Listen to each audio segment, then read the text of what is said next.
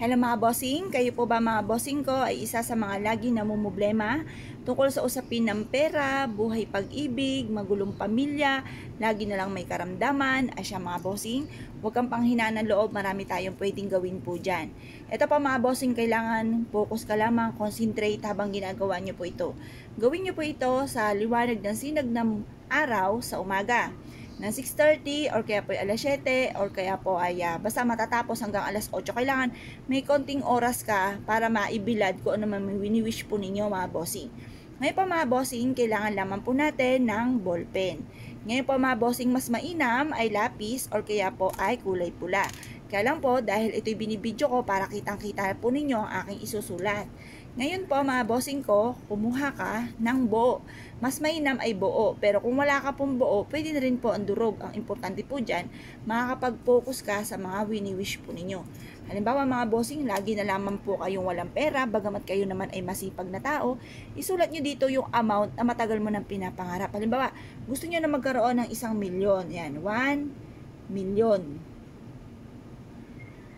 Yan. Sulat nyo po ganyan. Magkakaroon ako ng 1 milyon ngayong buwan na ito or kaya ngayong taon na ito mga bossing. Pagkatapos po nito mga bossing, sulat nyo rin po dito. Halimbawa, kayo po ay may karamdaman. Sulat nyo po dito, good health. Yan.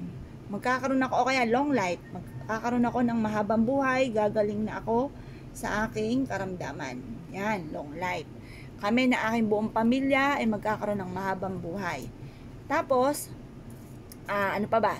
Halimbawa, mahina yung negosyo ninyo, i-wish nyo po dito na isulat nyo muna yung pangalan ng inyong negosyo. Halimbawa sa akin, Pampaswerte, Pagyo 7, Pampaswerte online shop.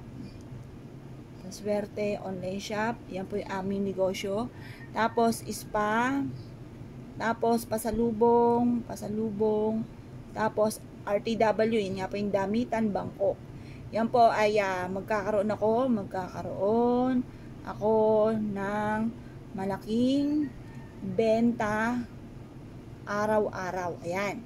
Pagkatapos ito mga bossing yan, sama-sama na yung mga wishes po ninyo. Pagtapos, kumuha po kayo mga bossing ko ng lighter. Susunugin po natin itong ating, ito pong ating dahon ng laurel mga bossing. Pagkatapos, kung hindi nyo po susunugin mga bossing, pwede rin naman na ilagay nyo po siya, painitan nyo muna siya sa sinag ng araw hanggang alas 8. Tapos, ilagay nyo po siya sa ilalim ng inyong unan. Pwede rin naman po yan mga bossing.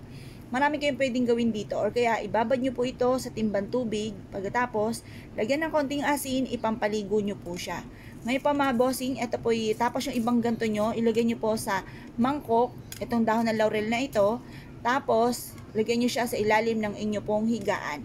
Ang dulot po nito ay napakaswerte. Kaya kung kayo pinaniniwala at nais po itong gawin, huwag na po kayo magpatumpik-tumpik pa. Proven po ito na napakaswerte.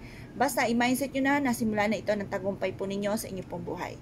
Yan lang po mga bossing. Salamat po!